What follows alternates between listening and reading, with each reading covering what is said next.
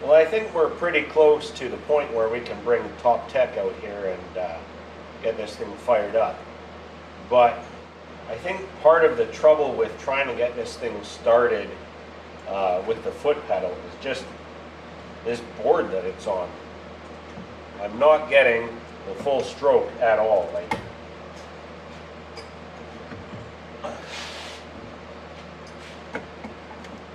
maybe half. So, I mean, as much as the spray painted 2x6 is an aesthetic, it's possibly not the one I'm going for. So I want to make a different base for this anyway, but in the meantime, I'm going to just unscrew these lag bolts, looks like it's holding it on, move it closer to the end here, and then secure it to our little engine test stand so that we can get a good push on it. And if that fails, I may just use a rope on here. Unfortunately, without any kind of threads, I can't put a bolt on here to use a socket with a drill. The drill worked kind of, but as soon as it starts, then it's trying to also turn the drill, which is probably not good for the drill. So this is probably going to be the best way for now.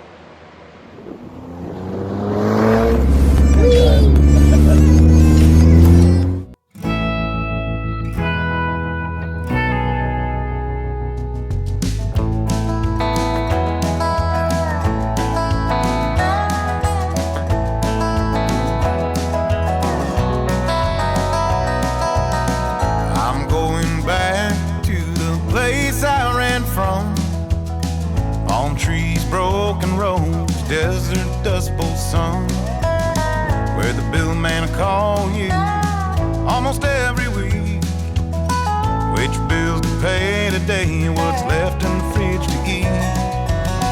Where stars frame the night, on down the train. Oh yeah, that's so much better.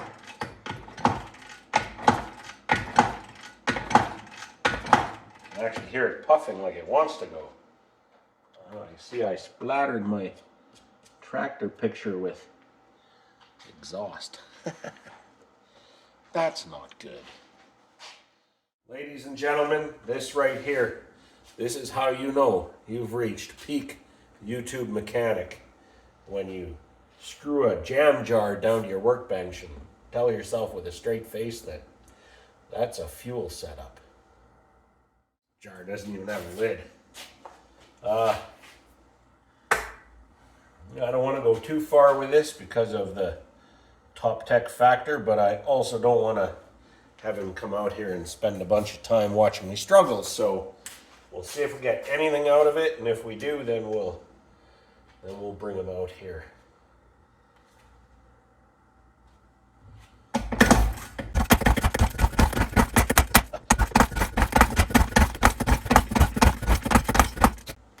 I don't think I tightened the fuel line to this. I didn't.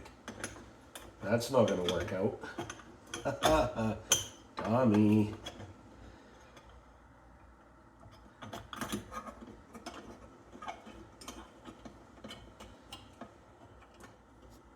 Just be sucking air through there.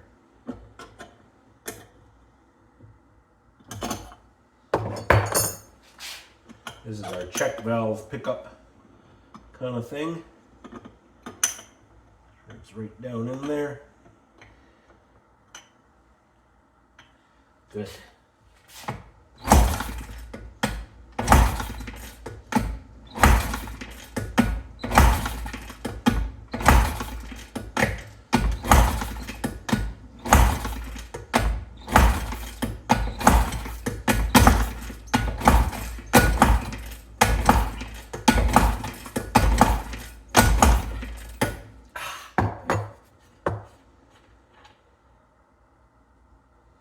Yeah, we're getting fuel all right.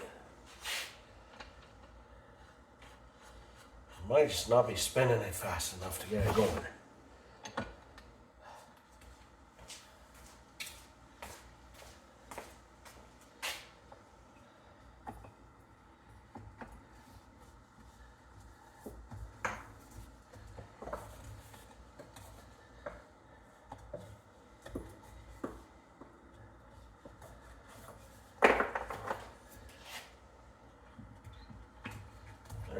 Let's see.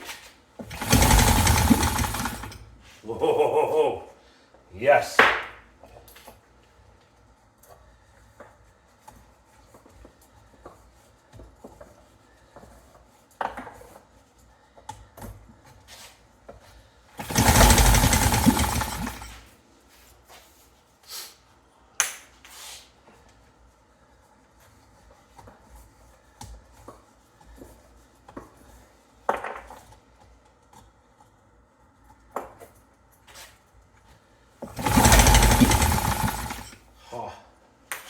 It's close. It's close.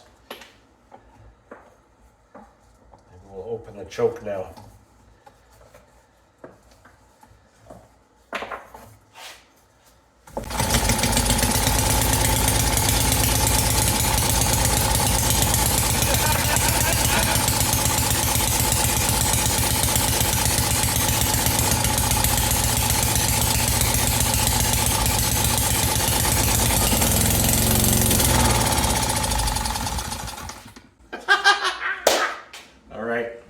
That made a big mess, but whew, it ran. That's enough to bring Top Tech out here tomorrow. Oh, Rich. Okay, are we ready? Yep. We ready to fire this thing up? Yep. Put your foot off. There you go.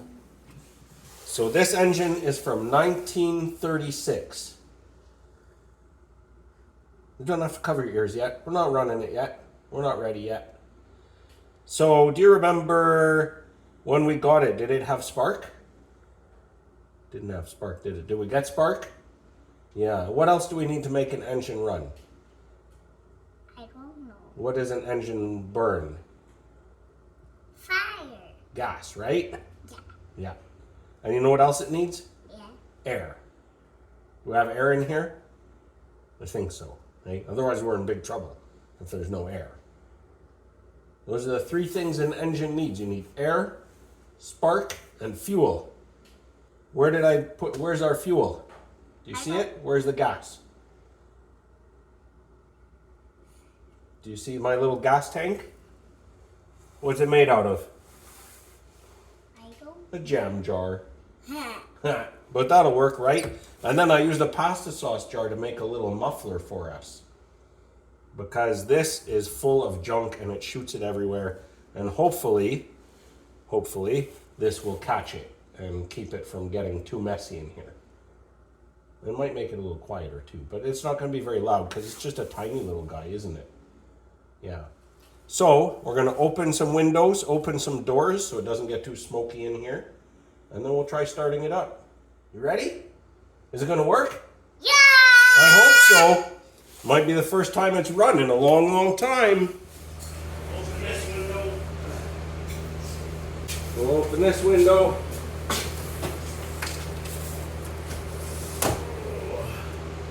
Woohoo! There's cold wind coming in. There's another one you can play with. Why are they upside down? We'll open this window a little bit, but not too much. Oh, I see. Okay. You ready to give it a go? Okay, let's see.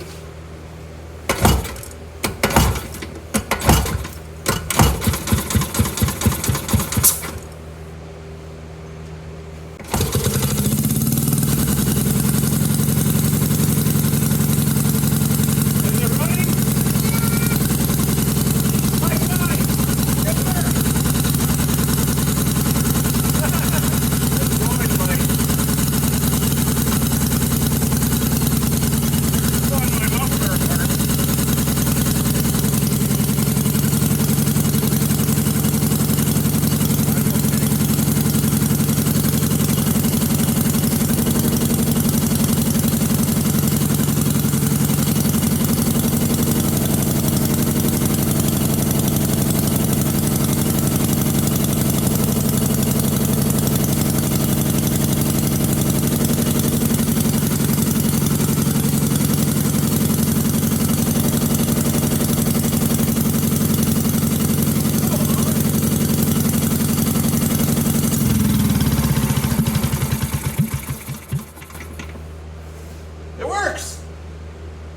Did it get a little smoky? Not too bad though, eh? I bet if we ran this outside for a long time in the summer, it would get pretty clear and it wouldn't smoke so much, eh? Yeah. Did we do it? Did we fix it together? I couldn't have done it without you. Why there's some stuff? Why is there stuff? Like in here, this? I tried to make a muffler out of this, but it didn't really work. It just blew it out. It's just some steel wool. Yeah, but look at all the stuff that came out of there actually. Hey? I'm glad we did that, because otherwise all that stuff would be sprayed all over my wall. So, red. Yeah, Red it is. ran nice, didn't it? Yeah. Yeah. All right, good stuff. Now we are ready to whoa. We're ready to what? Ready to roll? Whoa. I guess we should go inside and have a bath, huh? Bath night for Top Tech. All right.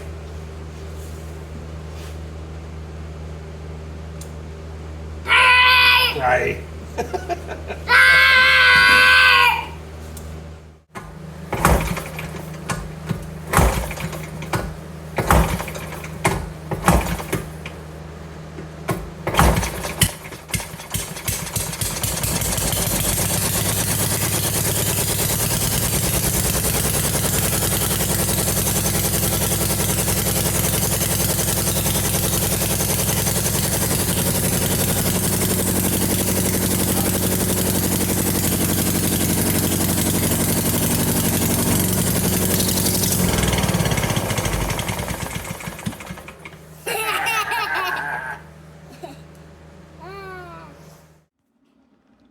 All right, I have to show you this. I think it's just so cool. I've stripped the paint off of this shroud. It wasn't original, so I don't feel too bad. And I'm gonna take a little time to, clean up all these. Looks like it was probably once pretty dented, and somebody's cleaned up the high spots and, kind of made some more high spots maybe in the process. Tried to smooth it out a bit, but what you can actually see if you look pretty closely, and the light is just right, you can probably see it there. The original Briggs and Stratton decal, you can kind of see the, like right there, there's sort of the diamond, and then the arms out, and the diamond on the top there from the original decal. So that I thought was pretty neat, that it sort of imprinted itself through the paint somehow onto the steel. Like, I don't know, kind of, I've always felt like steel can hold memories, and maybe this is proof. I think that's pretty cool. I wish I had documented this a little better. This is the serial number plate off the Briggs WM, and it was looking pretty beat up. So I went ahead and I read online that you could clean it with a paste of salt and vinegar, which I did, and I let it sit on there for a few minutes, and it turned all the black paint that's in these lower areas. It basically, well, as you can see, it kind of disappeared it mostly. So I'm back out in the shop. I've given the remains and all the sort of parts that are to remain brass a quick polish up with some Quick X, or Quicks, that's the number one. Probably same as Novus kind of thing. You can see what it did to the cloth, turned it all black. Anyway, that looks pretty good. I'm not looking for a, it's got a couple little dents and dings. I'm not looking for a 100-point restoration on this, but I guess the next step is, maybe a little bit nerve-wracking, to be honest. Well, I gave it a quick wipe down with some Windex, and here we go.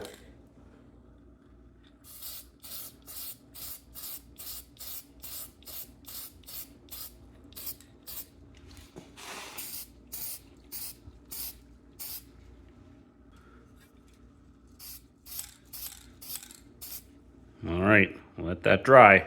Well, I got some 600 grit there, taped down to the flattest surface I own, and a bit of tape on here for a handle, and I guess we're just gonna do this, and at least if it messes it up, we can just clean it all off and start again, or just polish the whole thing, or whatever. We'll see how far this gets, and then if we have to touch up some areas, we'll touch up some areas. Well, I certainly can't complain about that. It's not perfect, it's not mint, but that's kind of okay because none of the rest of this is, so it would look really out of place if it was. It just looks better and more legible and cleaner and just a whole lot nicer than it did. But also still looks, 88 years old. So that's a win. This is the broken breather. Any day that an extractor works is a good day. I'm not really sure. It almost seems like this is pressed in, like it's kind of just coming out. It's not really threaded. Yeah, it's just no wonder it was so hard to get out of there. Interesting. So I might thread this. I think I've cracked it perhaps, but I'll have to do something to make a breather fit there.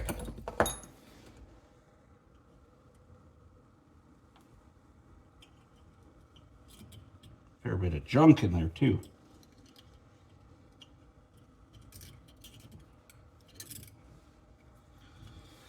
Because you can't get the right breather anywhere. So what I've done is I drilled this out, this little piece that I pulled out of here, and basically just tapped it out to like a 3/8 NPT, and just gonna put well, apparently a whole lot, a little bit of retaining compound on it. I don't think it's gonna take much because it's kind of scarred up the outside a little bit too, and just pop it back in. I don't know if a piece of wood will be necessary or make it harder. Yeah, it's not working.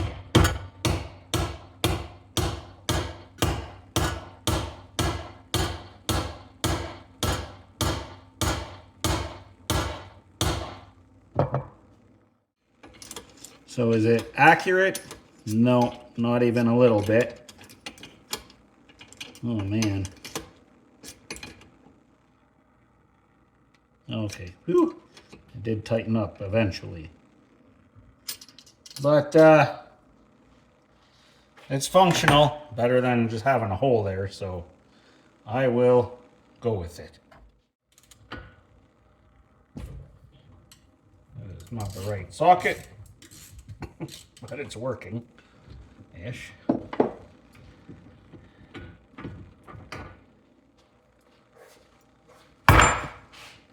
Come on, get out of there. Jeepers.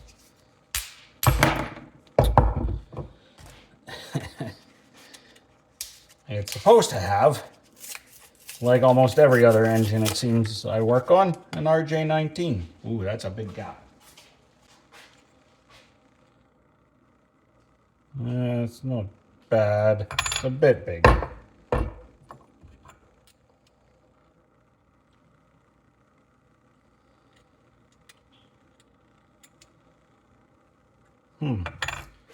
That does look more the part. It looks a lot beefier in place here. There we go. Spark plug on. And really, all it needs now is an oil change and a base. And then really I'd like to figure out some kind of way to make a fuel tank. Got some ideas for that, but I'm not sure if it'll work.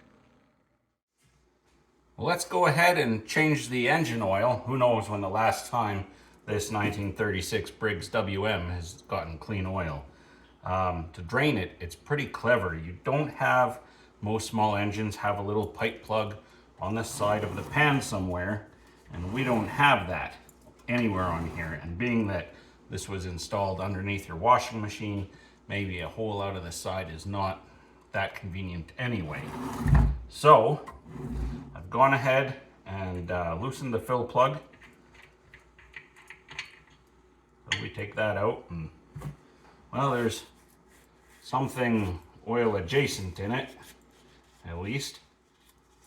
But now you can see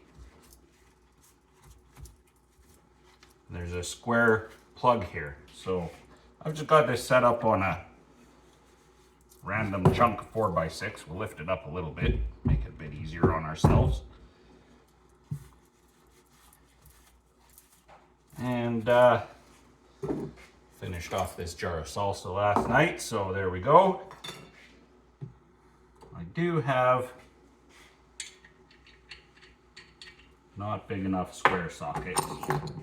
7/16, yep, 7/16 wrench will do.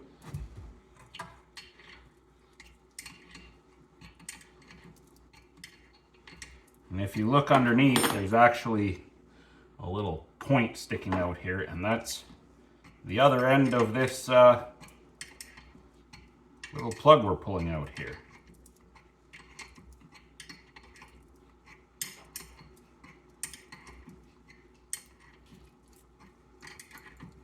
This is why I wanted to use a ratchet and socket, I suppose. Pretty long.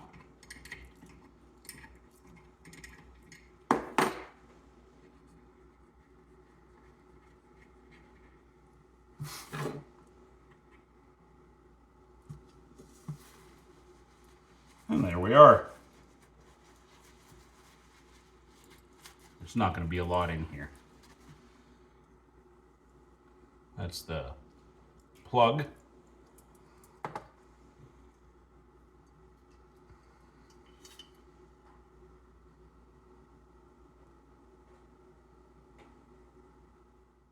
Now these are recommended to take SAE 20 oil, and that is hard to come by nowadays. But I was actually shopping at the local mall the other day with the kids, and there's an antique store.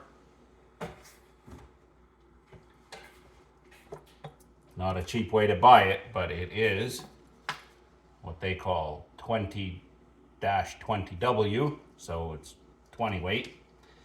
And my thought is this: I'm going to decant it into another jug, and because this is, you know, takes very little of this. This will last many WM oil changes, and this is probably the last oil change this thing's ever going to get.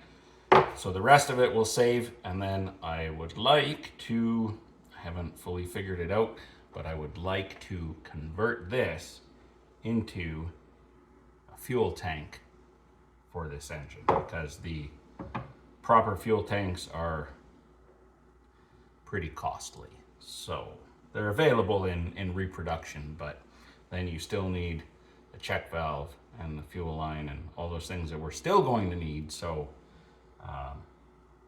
this is probably going to be the most cost effective and you know, kind of unique way to do it, I guess. So I'm gonna let this drip out for a while though, and really get as much of that out as I can. Well, I've drained as much oil out of this as I think is going to happen. It's actually been a couple days. So now I'm going to fill it back up. This can, I'm going to not puncture in a conventional. Normally you just use like a can opener and just open from the side, but then I have non-conventional plans for this engine, so I'm going to punch it in a non-conventional spot. Probably right here.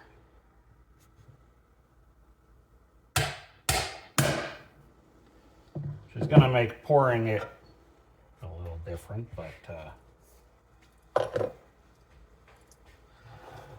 whatever. See how it comes out. Try and see it.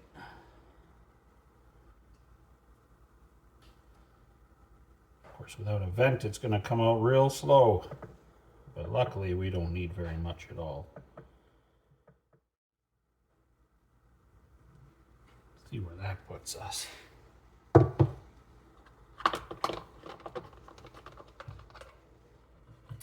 Oh, we're pretty well up to the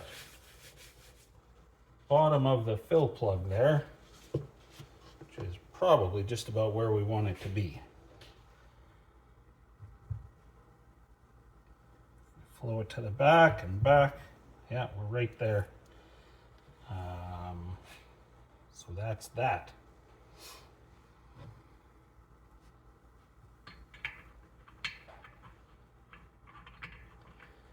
And then for now, this little fella is going to go back on the shelf because I got to make some bigger space in here than what this takes up.